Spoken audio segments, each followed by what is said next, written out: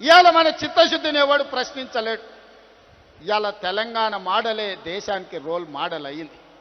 ఇవాళ ఈ తెలంగాణ మోడల్, ఈ కులగణన, ఈ జనగణన, ఈ 42% రిజర్వేషన్ దేశ రాజకీయాలలో సునామీని సృష్టించబోతుంది. ఆ సునామీలో ఎన్డీఏ బంగాళాఖాతంలో కలవబోతుంది.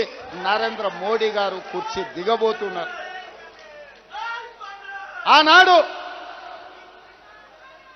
గుజరాత్లో జరిగిన దుర్ఘటనలతో అటల్ బిహారీ వాజ్పేయి గారు నరేంద్ర మోడీ గారిని ముఖ్యమంత్రి కుర్చీ నుంచి మారుద్దామనుకున్నాడు. అది సాధ్యపడలేదు.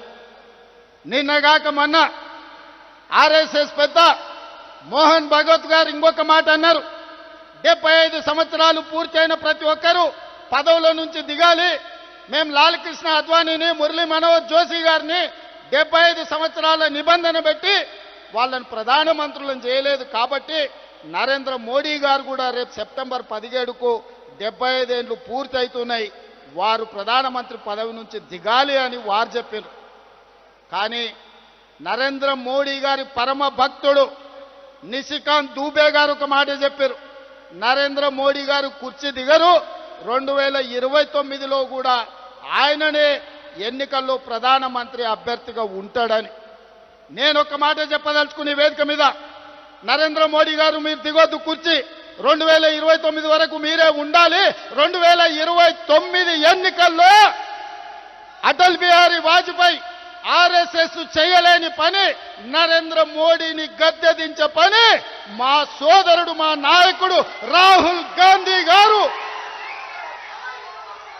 మా నాయకుడు రాహుల్ గాంధీ గారి నేతృత్వంలో మా ప్రతి కాంగ్రెస్ పార్టీ కార్యకర్త దేశం నలుమూలల నుంచి కార్యోన్ముఖులై ఎన్నికల యుద్ధ రంగంలో నరేంద్ర మోడీని ఓడిస్తాం.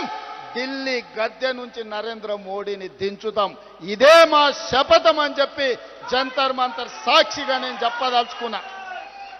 నిశికాంత్ దుబే ఇంకొక మాట అన్నాడు, నరేంద్ర మోడీ గారు లేకపోతే బీజేపీకి 150 సీట్లు కూడా రావు అని. నిశికాంత్ దూబే గారికి వేదిక మీద నుంచి విజ్ఞప్తి చేస్తున్నా. దూబే గారు మీరు డైరీలో రాసుకోండి, నరేంద్ర మోడీ గారి పేరు మీదనే ఎన్నికలకు రాండి. 150 కంటే ఒక్క సీటు కూడా ఎక్కువ రానియం. నరేంద్ర మోడీ కాదు, మొత్తం ఆయన అభిమానులందరూ లేకపోతే భారతీయ జనతా పార్టీ నాయకులందరూ ఉమ్మడికి వచ్చిన 150 సీట్ల కంటే ఒక్క సీటు కూడా ఎక్కువ రానియం. రాహుల్ గాంధీ గారిని గెలిపించి ఈ దేశానికి ప్రధానమంత్రిని చేస్తాం.